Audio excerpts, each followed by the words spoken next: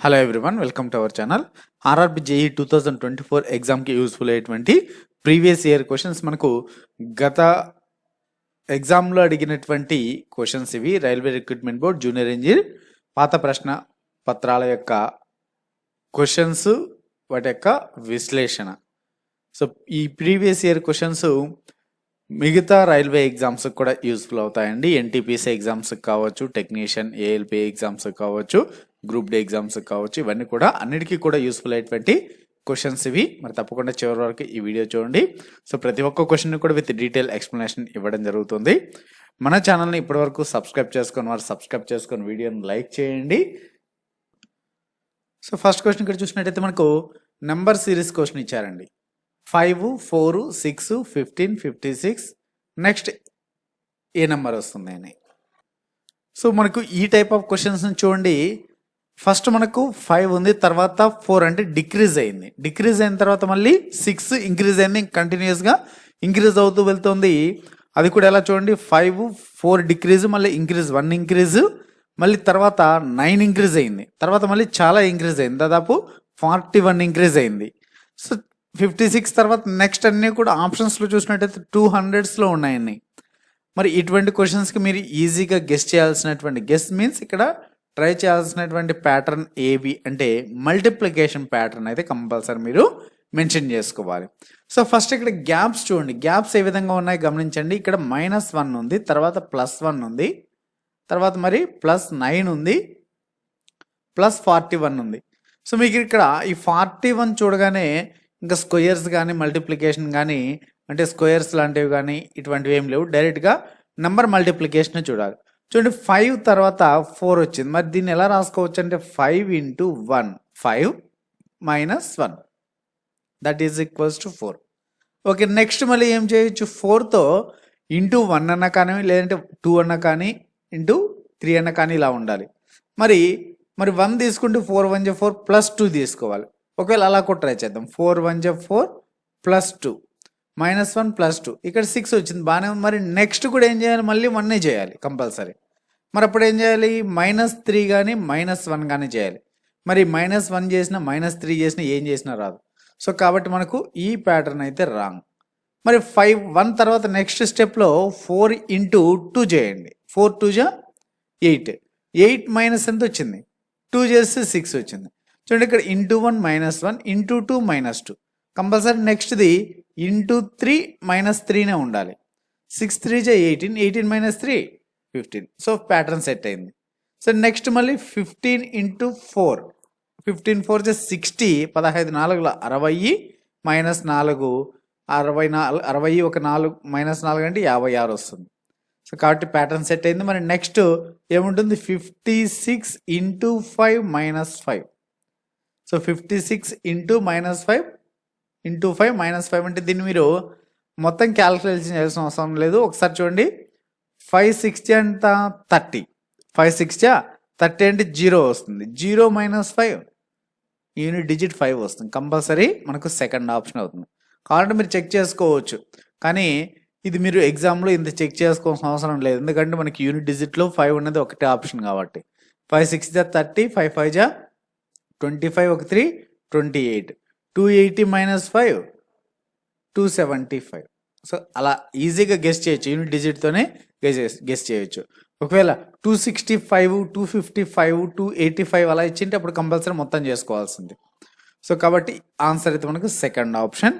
So ఈ number series అన్నీ కూడా మీరు ప్యాటర్న్ ఫస్ట్ ఎలా ఇంక్రీజ్ అవుతుందా, డిక్రీజ్ అవుతుందా, ఎంత ఇంక్రీజ్ అవుతుంది, ఎక్కువ ఇంక్రీజ్ అవుతూ వెళ్తుంది నెంబర్కి అంటే సో కంపల్సరీ మల్టిప్లికేషన్ ఉంటుందండి. Next question, so find out which of figures 1, 2, 3 and 4 can be formed from the pieces given in figure X. So ఇక్కడ మనకు ఒక ఫిగర్ ఇచ్చారు, ఎక్స్ అనేటువంటి ఫిగర్. సో ఈ ఎక్స్ ఫిగర్లు ఏమున్నాయి, ఒక 4 చిన్న చిన్న ముక్కలు లాంటివి ఇచ్చారు. మరి ఈ ముక్కల్ని కలిపితే ఇక్కడ మనకి ఇచ్చినటువంటి 1, 2, 3, 4 ఆప్షన్స్లో ఏ ఫిగర్ తయారవుతుంది అన్నారు. సో ఇటువంటి క్వశ్చన్స్కి నాన్ వర్బల్ రీజనింగ్ అంటాం వీటికి. సో వీటికి మాత్రం కంపల్సరీ బాగా ప్రాక్టీస్ చేయాలండి. సో మరి దీంట్లో మనకు ఫామ్ అయ్యేది ఇది ఫస్ట్ అనుకుంటే, ఇది సెకండ్ అనుకుంటే, ఇది థర్డ్ అనుకుంటే, ఇది ఫోర్త్ అనుకుంటే, ఈ నాలుగింటిని కలిపితే మనకు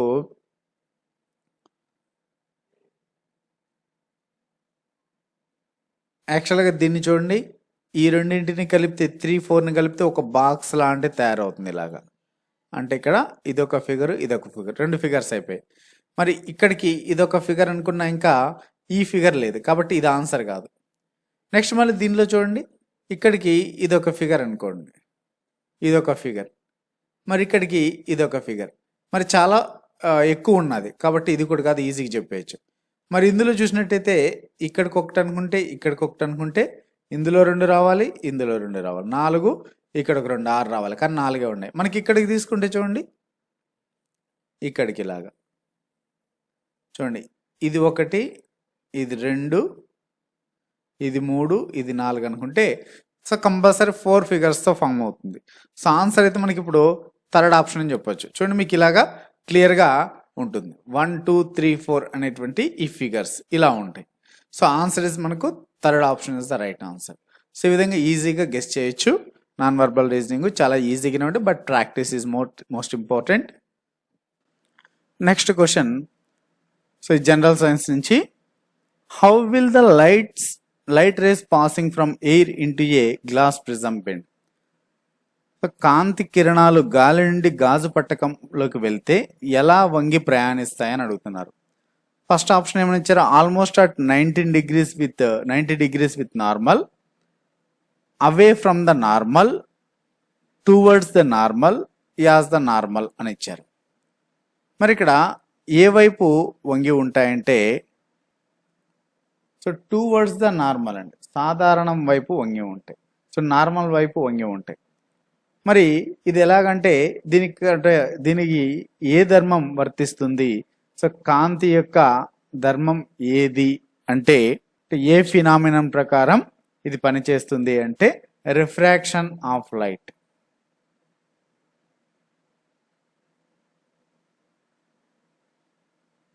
దీన్ని మనం తెలుగులో కాంతి వక్రీభవన ధర్మం ఆధారంగా, కాంతి వక్రీభవన ధర్మం ఆధారంగా ఇది పనిచేస్తుంది.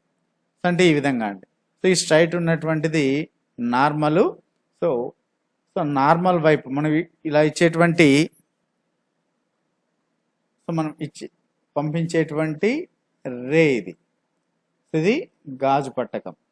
సో ఈ గాజు పట్టకం ఇది నార్మల్ అన్నమాట, ఈ డాటెడ్ లైన్స్ నార్మల్. సో మరి ఇక్కడ ఏ వైపు వంగుతున్నది? ఇదే కదా నార్మల్, స్ట్రైట్. సో నార్మల్ వైపు వంగి ఉంటుంది. సో ఎందుకు ఈ విధంగా నార్మల్ వైపు వంగి ఉంటుంది ఈ కాంతి వక్రీభవన ధర్మం ఆధారంగా అంటే, ఇక్కడ కాంతి అనేది ఒక్కొక్క యానకంలో ఒక్కొక్క విధంగా ఉంటుంది. గాలిలో ఒక విధంగా ఉంటుంది, గాజులో ఒక విధంగా ఉంటుంది. మరి ఒక యానకం నుండి ఒక యానకంలోకి, అంటే గాలిలో నుండి గాజు పట్టకంలోకి వెళ్తా ఉంది, ఒక మీడియం నుంచి ఇంకొక మీడియంలోకి వెళ్తా ఉంది కదా. మరి గాలిలో కాంతి వేగం ఎక్కువగా ఉంటుంది, ఎందుకంటే గాలి తేలికైంది కాబట్టి. మరి గాజు యొక్క సాంద్రత ఎక్కువగా ఉంటుంది. సో డెన్సర్గా ఉన్నటువంటి వాటిలో, డెన్సర్ మీడియంస్లో తక్కువగా ఉంటుంది ఈ యొక్క స్పీడ్ ఆఫ్ ది లైట్. అలానే రేరర్ మీడియంస్ అంటే గాలి లాంటి తేలికైన వాటిలో speed of the light speed అనేది ఎక్కువగా ఉంటుంది. మరి ఇక్కడ ఈ గాజు అనేది సాంద్రత గల యానకం. సో ఇక్కడ ఇది డెన్సర్ మీడియం అంటాం. రేరర్ మీడియంలో నుంచి డెన్సర్ మీడియంలోకి వెళ్ళినప్పుడు, అంటే తేలికైనటువంటి యానకంలో నుంచి సాంద్రత యానకంలోకి ఈ కాంతి ప్రవేశించినప్పుడు ఏమవుతుంది అంటే, సో ఇక్కడ గాలిలో తేలికగా ఉంటుంది కాబట్టి ఫాస్ట్గా ఉంటుంది, సాంద్రత ఎక్కువగా ఉంటుంది కాబట్టి గాజులో తక్కువగా ఉంటుంది కాంతి వేగం, అందువల్ల వంగి ప్రయాణిస్తుంది. దీనికి కారణమైనటువంటిది రిఫ్రాక్షన్ ఆఫ్ లైట్, కాంతి వక్రీభవన ధర్మం అని చెప్పుకోవచ్చు. దానికి రీజన్ కూడా అది, రేరర్ మీడియంస్లో స్పీడ్ ఎక్కువగా ఉంటుంది, డెన్సర్ మీడియంలో స్పీడ్ అనేది తక్కువగా ఉంటుంది, light speed. Next question, RRB JE previous year question paper ఇది. సో ఇది 2019 మే 23 షిఫ్ట్ 1లో అడిగినటువంటి question. Simple and compound interest డిఫరెన్స్కి సంబంధించిన క్వశ్చన్ ఇది. సో క్వశ్చన్ ఏమని ఇచ్చారంటే, on certain sum of money, అంటే కొంత మొత్తం పైన the simple interest for 2 years is 140 at 4% per annum. బారు వడ్డీ 2 సంవత్సరాల కాలానికి 4% వడ్డీ రేటుతో ఎంత అయింది? సంవత్సర కాలానికి 4% వడ్డీ రేటుతో 140 రూపాయలు అయింది 2 సంవత్సరాల కాలానికి అన్నాడు. తర్వాత find the difference between compound interest and simple interest and the same sum at same rate and same period. ఇక్కడ simple interest compound interest difference అడుగుతున్నారు.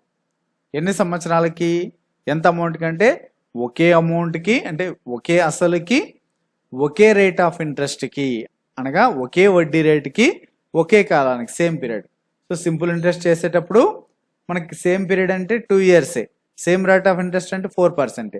మరి సేమ్ సమ్ అంటే సమ్ కనుక్కోవాలి, అనగా అసలు కనుక్కోవాలి. సో అసలు కనుక్కుంటే మనకు సింపుల్ ఇంట్రెస్ట్ ఆల్రెడీ వాడిచ్చాడు సింపుల్ ఇంట్రెస్ట్. మరి మనం కనుక్కోవాల్సినది ఇప్పుడు కాంపౌండ్ ఇంట్రెస్ట్ కనుక్కోవాలి. కాంపౌండ్ ఇంట్రెస్ట్ కనుక్కుంటే డిఫరెన్స్ అనేది తెలుస్తుంది. మరి దీనికి నార్మల్ మెథడ్ ఉంది, ఒక షార్ట్ కట్ మెథడ్ ఉంది. సో మరి షార్ట్ కట్ మెథడ్ ఏ విధంగా చేయాలని చెప్పేసి రెండు కూడా చెప్తాను. ముందుగా నార్మల్ మెథడ్లో ఎలా చేయాలో చెప్తాను, బట్ నార్మల్ మెథడ్ కొంచెం టైం టేకను. మనకు కొంత మొత్తం పైన అన్నాడు, అంటే మనకు అసలు ఇవ్వలేదు. మరి ఎలా కనుక్కోవాలి అసలు అంటే సింపుల్ ఇంట్రెస్ట్ అని ఇచ్చాడు, ఆ క్లూ నుంచి కనుక్కుంటాం. సింపుల్ ఇంట్రెస్ట్ ఎంతకి? 2 ఇయర్స్ కాలానికి, 2 సంవత్సరాల కాలానికి సాధారణ వడ్డీ లేదా బారు వడ్డీ ఎంత అవుతుందన్నాడు? 140 రూపాయలు అవుతుందన్నాడు. మరి ఒక సంవత్సరానికి ఎంత అవుతుందండి? ఒక సంవత్సరానికి ఎంత అవుతుంది అంటే దీంట్లో సగం 140 డివైడెడ్ బై 2 అంటే 70 అవుతుంది, సగం దాంట్లో. ఎందుకంటే సింపుల్ ఇంట్రెస్ట్ అనేది 1వ సంవత్సరం ఎంత ఉంటుందో 2వ సంవత్సరం కూడా అంతే ఉంటుంది. మరి కాంపౌండ్ ఇంట్రెస్ట్ అయితే వడ్డీకి వడ్డీ వేస్తారు, వడ్డీ మీద వడ్డీ ఉంటుంది కాబట్టి. సో ఇక్కడ మనకు సింపుల్ ఇంట్రెస్ట్ ఉండదు. మరి దీని నుంచి మనము సింపుల్ ఇంట్రెస్ట్ ఫార్ములా ఏంటి? సింపుల్ ఇంట్రెస్ట్ I = PTR/100, ఇది ఫార్ములా. దీని నుంచి మనకి ఇందులో టైం తెలుసు, రేట్ ఆఫ్ ఇంట్రెస్ట్ తెలుసు, ఇంట్రెస్ట్ తెలుసు, కాబట్టి ప్రిన్సిపల్ ఒకటే కనుక్కోవాలి. దానికి formula P = interest into 100 divided by time into R. So దీంట్లో సబ్స్టిట్యూట్ చేసినట్టయితే మనకు interest 70 into 100 divide by time 1 year into rate of interest 4%, 4. So 4×25 100, 25 ఏళ్ళ 175, 0. సో మనకి ఇది ఏంటిది? ప్రిన్సిపల్ అంటే అసలు, అంటే సమ్. మరి దీనికి వడ్డీ ఎంత వచ్చింది? 2 సంవత్సరాలకి సాధారణ వడ్డీ లేదా బారు వడ్డీ అని 140 రూపాయలు. మరి కనుక్కోవాల్సిన మంది మనకు కాంపౌండ్ ఇంట్రెస్ట్ ఫస్ట్ కనుక్కోవాలి, కాంపౌండ్ ఇంట్రెస్ట్ కూడా కనుక్కోవాలి. కాంపౌండ్ ఇంట్రెస్ట్ కనుక్కుంటే అప్పుడు రెండింటికి డిఫరెన్స్ తెలుసుకోవచ్చు. వాడు అడిగిందే మనకు ఆ రెండింటి మధ్య తేడా, వ్యత్యాసం ఎంత అని అడిగాడు. మరి కాంపౌండ్ ఇంట్రెస్ట్కి ఫార్ములా ఏంటి? P × 1 + R/100 ఈ ఫార్ములా. సో అసలు 1750 into 1 plus rate of interest 4% divided by 100/2, 2 సంవత్సరాల కాలానికి. సో దీన్ని రాసుకుంటే మనకు 1750 ఇంటూ 100 ఇంటూ 1 100 + 4 104 డివైడ్ బై 100, ఇంకొక 104 డివైడ్ బై 100, ఎందుకు స్క్వేర్ ఉంది కాబట్టి. సో దీన్ని మనం ఇక్కడ జీరోస్ క్యాన్సిల్ చేసుకునేలాగా క్యాల్కులేషన్ చేసుకుంటే మనకు 1892.8 రూపాయలు వస్తుంది. మరి కాంపౌండ్ ఇంట్రెస్ట్ అంటే ఇక్కడ కాంపౌండ్ ఇంట్రెస్ట్ కాదు, అమౌంట్ ఫార్ములా. మరి అమౌంట్ ఫార్ములా అంటే ఇందులో amount = compound interest plus principal plus compound interest or compound interest plus principal, రెండు ఉంటాయి. అంటే మనకి 1892లో అమౌంట్తో పాటు కాంపౌండ్ ఇంట్రెస్ట్ కూడా ఉంది, చక్రవడ్డీ. మనకి ఇప్పుడు కాంపౌండ్ ఇంట్రెస్ట్ కావాలి కాబట్టి సో CI కాంపౌండ్ ఇంట్రెస్ట్ చక్రవడ్డీ = అమౌంట్ మైనస్ ప్రిన్సిపల్. మరి కాంపౌండ్ ఇంట్రెస్ట్ ఎంత వస్తుంది? ఇప్పుడు 1892లో నుంచి ప్రిన్సిపల్ ఎంత? 1750 తీసేస్తే 142.8 వస్తుంది. ఇది కాంపౌండ్ ఇంట్రెస్ట్. మరి సింపుల్ ఇంట్రెస్ట్ ఎంత? 140 వాడే ఇచ్చాడు. మరి సింపుల్ ఇంట్రెస్ట్కి కాంపౌండ్ ఇంట్రెస్ట్కి మధ్య డిఫరెన్స్ ఎంత అవుతుంది? ఇప్పుడు 142.8 మైనస్ 140 అనగా 2.8 రూపీస్. మనకు ఆన్సర్ అయితే థర్డ్ ఆప్షన్. బట్ ఇది కొంచెం టైం టేకన్ కదా. మరి దీనికి షార్ట్ కట్ మెథడ్ ఎలాగా? సో షార్ట్ కట్ మెథడ్ కూడా ఈజీగా చెప్తానండి. సో మనకు వాడు ఏమని ఇచ్చాడు? సింపుల్ ఇంట్రెస్ట్ 2 సంవత్సరాలకి 140 అని ఇచ్చాడు. అంటే ఇప్పుడు ఇక్కడ కాంపౌండ్ ఇంట్రెస్ట్ అయితే 2 సంవత్సరాలకి మనం కనుక్కోవాలంటే ప్రిన్సిపల్ కనుక్కోవాలి, ఇదంతా చేయాలి. కానీ మనకు ప్రిన్సిపల్తో ఇక్కడ అవసరం లేదండి. ప్రిన్సిపల్తో అవసరం లేకుండానే డైరెక్ట్గా చేయొచ్చు. చూడండి, ఫస్ట్ ఇయర్కి సింపుల్ ఇంట్రెస్ట్ ఎంత అవుతుంది? 70 రూపాయలు, ఎందుకంటే దీంట్లో సగం ఉంటుంది. మరి ఫస్ట్ ఇయర్కి కాంపౌండ్ ఇంట్రెస్ట్ ఎంత ఉంటుంది? సో ఫస్ట్ ఇయర్కి కాంపౌండ్ ఇంట్రెస్ట్ అయినా సింపుల్ ఇంట్రెస్ట్ అయినా 2 ఒకటే ఉంటాయి. మరి సెకండ్ ఇయర్కి సింపుల్ ఇంట్రెస్ట్ వచ్చేసి సేమ్ ఉంటుంది. మరి సెకండ్ ఇయర్ కాంపౌండ్ ఇంట్రెస్ట్ 70 రూపాయలు ప్లస్ దాంతోపాటుగా 70లో మళ్ళీ 4% ఇంత ఉంటుంది. 70 ప్లస్ మళ్ళీ, ఎందుకంటే వడ్డీ పైన వడ్డీ వేస్తున్నాడు. సో వడ్డీ పైన వడ్డీని చక్రవడ్డీ లేదా కాంపౌండ్ ఇంట్రెస్ట్ అంటాం. 70 రూపాయల వడ్డీ కాబట్టి 70 రూపాయల పైన మళ్ళీ ఇంకొక 4%. సో 4 0 0 క్యాన్సల్, 2 2 2 5 10, 7 2 14/5 అంటే 70 ప్లస్ 14/5, 5 2 10, 5 8 40. సో ఇక్కడ ఈ 70 ఈ 70 పోతే ఇంకెంత ఉండేది ఎక్స్ట్రా 2.8. ఆ 2.8 మనకు డిఫరెన్స్. సింపుల్గా చేయొచ్చండి ఇలాగా. సో మనకి ఇక్కడ కాన్సెప్ట్ అనేది అర్థం అవ్వాలి. మొట్టమొదటి సంవత్సరానికి simple interest compound interest same ఉంటాయి. మనకు తేడా అనేది ఎక్కడ వస్తుంది? సెకండ్ ఇయర్లో వస్తుంది. కాబట్టి ఆ సెకండ్ ఇయర్లో వడ్డీ పైన వడ్డీ ఎక్కువ పడడం వల్ల మాత్రమే కాంపౌండ్ ఇంట్రెస్ట్ సింపుల్ ఇంట్రెస్ట్లో డిఫరెన్స్ వస్తుంది. ఆ డిఫరెన్స్ మాత్రం కనుక్కుంటే సరిపోతుంది. సింపుల్గా 2.8. Third option is the right answer. Next ఇక్కడ రీజనింగ్లో మళ్ళీ ఒక క్వశ్చన్ ఇచ్చారు చూడండి. $4 హ్యాష్ 2 ఈక్వల్స్ టు 8 అన్నారు.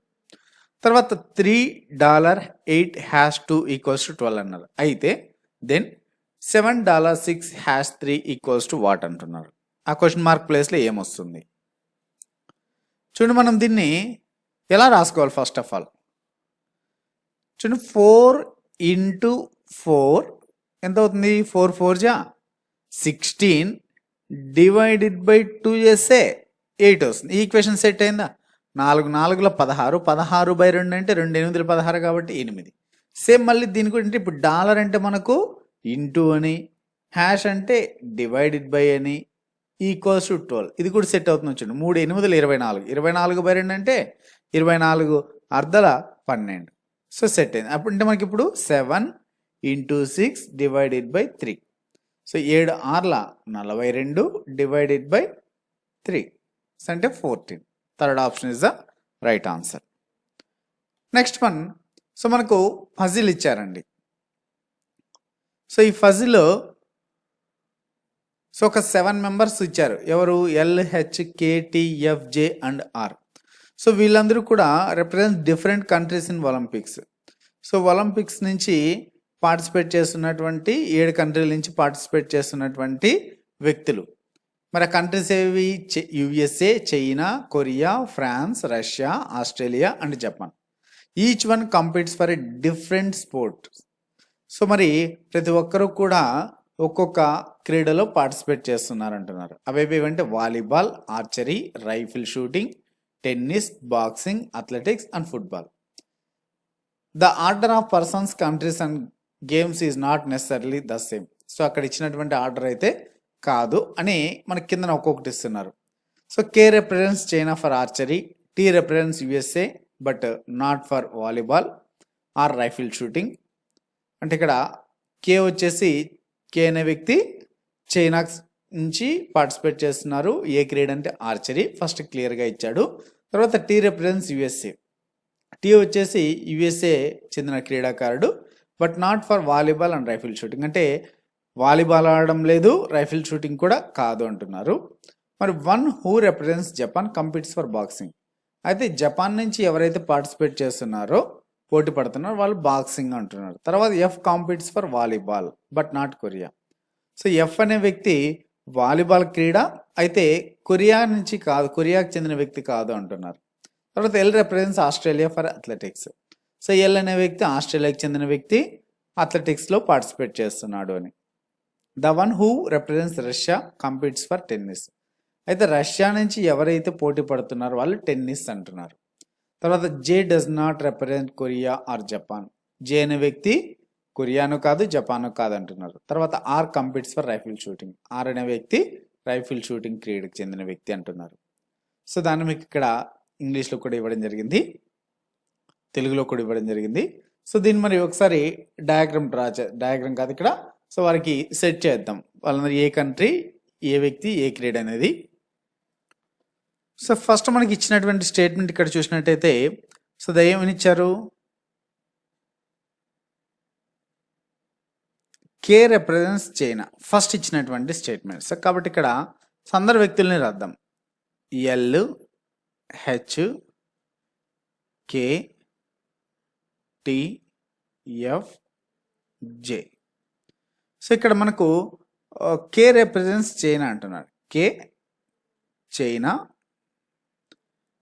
ఆర్చరీ అంటున్నారు, ఆర్చరీ స్పోర్ట్స్. తర్వాత T represents USA, T represents USA. అయితే తర్వాత ఏమంటున్నారు, USA but not for volleyball or rifle shooting అంటున్నారు. అంటే ఇక్కడ వాలీబాల్ కాదు, అలానే రైఫిల్ షూటింగ్ కాదు, ఇలా రాసుకుందాం. సో రెండు కాదు, ఇక్కడ వేరేదైతే వస్తుంది. ఓకే, నెక్స్ట్ స్టేట్మెంట్కి వెళ్దాం. వన్ హూ రిప్రజెంట్, ఇక్కడ ఇచ్చారు one who represents Japan competes for boxing అంటున్నారు. ఇక పక్కన రాసుకుందాం, జపాన్ అంటున్నారు. పక్కన రాస్తున్నది జపాన్కి చెందినటువంటి వ్యక్తి బాక్సింగ్ క్రీడాకారుడు అంటారు. మరి ఎవరనేది చెప్పలేదు కాబట్టి పక్కన రాస్తున్నాను. తర్వాత F competes for volleyball but not Korea. F వచ్చేసి వాలీబాల్ అంటున్నారు. F competes for volleyball, but అయితే కొరియా కాదు అంటున్నారు. కొరియా కంట్రీ కాదు. Okay, next L represents Australia for athletics. L వచ్చేసి Australia athletics.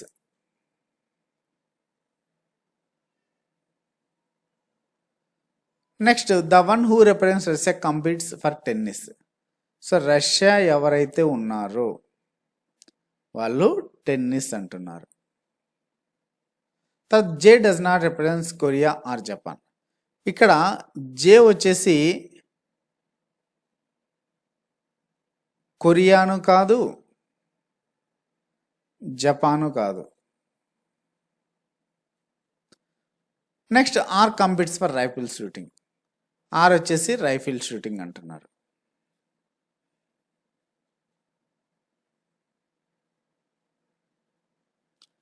Are rifle shooting. మరి ఇక్కడ చూసినట్టయితే Japan Russia tennis, Japan boxing, Russia tennis or rifle shooting.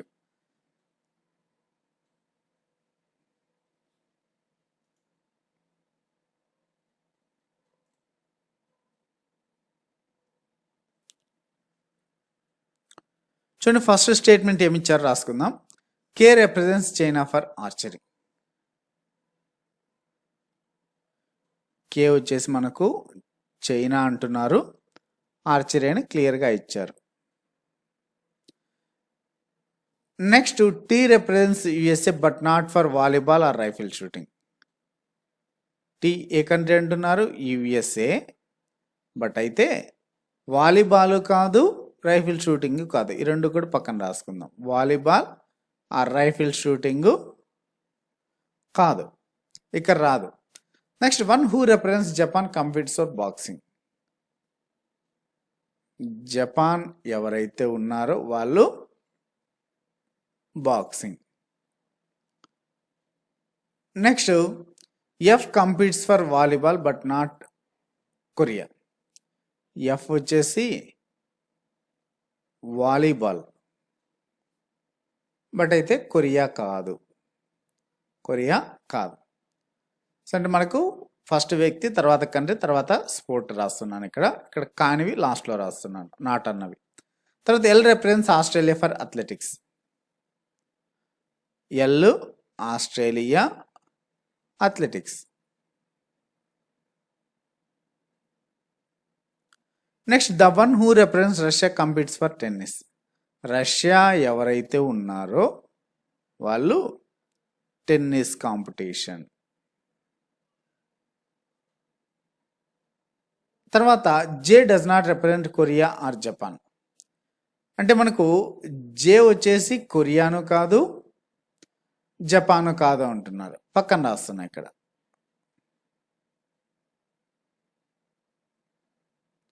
J Korea or Japan కాదు అంటున్నారు. అంటే మనకి ఇక్కడ జపాన్ కాదంటే ఇక్కడ జే రాడు అని, ఈ ప్లేస్లో జే రారు. నెక్స్ట్ తర్వాత స్టేట్మెంట్ చదవండి. R competes for rifle shooting అంటున్నారు. R competes for rifle shooting.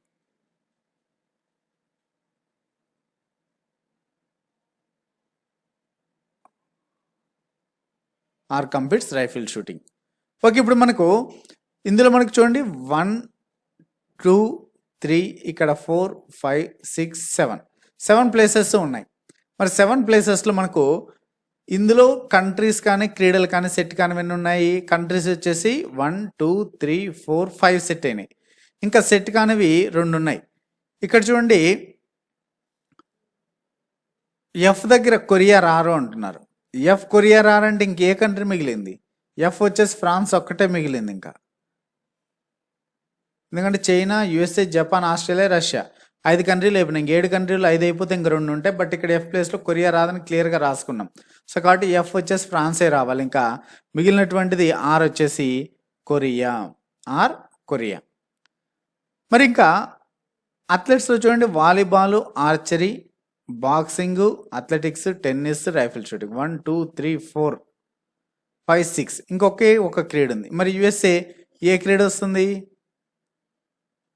యుఎస్ఏకి ఉన్నటువంటి ఒకే ఒక క్రీడ బాక్సింగ్. సారీ, బాక్సింగ్ కాదు, ఫుట్బాల్.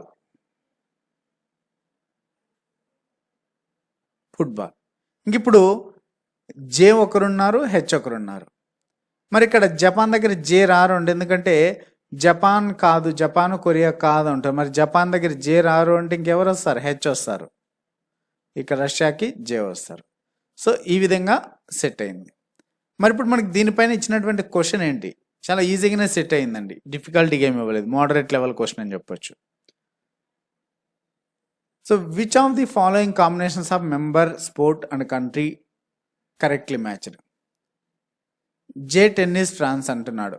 కాదు, ఎందుకంటే ఎఫ్ వచ్చేసి ఫ్రాన్స్, మనకు ఎఫ్ వచ్చేసి ఫ్రాన్స్ కాబట్టి. సో జే టెన్నిస్ ఫ్రాన్స్ అంటారు. మరి జే టెన్నిస్ బట్ రష్యా. అలానే ఆర్ టెన్నిస్ ఫ్రాన్స్ అంటున్నారు. So R Korea rifle shooting కాదు. మరి ఆర్ టెన్నిస్ రష్యా కాదు. J tennis Russia. J Russia tennis. So right answer is 4th option. So ఇవ్వండి ఈ వీడియోలో some of the questions asked from the RRB JE 2019 exam.